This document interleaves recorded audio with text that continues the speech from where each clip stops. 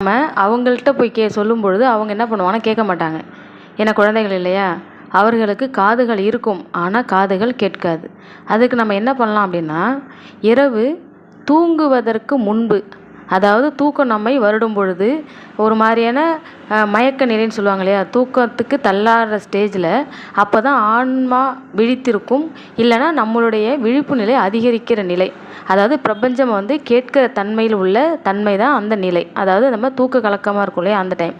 அப்போ தூங்குவதற்கு முன்பு நமக்கு குழந்தை சொல்கிற பேச்சு கேட்கணும் அப்படின்னா, அந்த குழந்தை நமக்கு முன்னாடி உட்கார்ந்துருக்கிற மாதிரி பாவனை இப்போ செஞ்சுக்கிட்டு, அந்த குழந்தைகிட்ட உணர்வு பூர்வமாக நம்ம மனதில் என்ன இருக்கோ, அந்த குழந்தைகள்கிட்ட நீங்கள் என்ன சொல்ல விரும்புகிறீங்களோ அதை சொல்லணும்.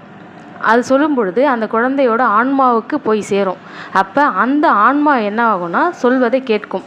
நம்ம ஆன்மாவும் அந்த குழந்தையோட ஆன்மாவும் கேட்கும். அப்போது நீங்கள் என்ன நினைக்கிறீங்களோ அந்த விஷயங்கள் நடக்க ஆரம்பிக்கும்.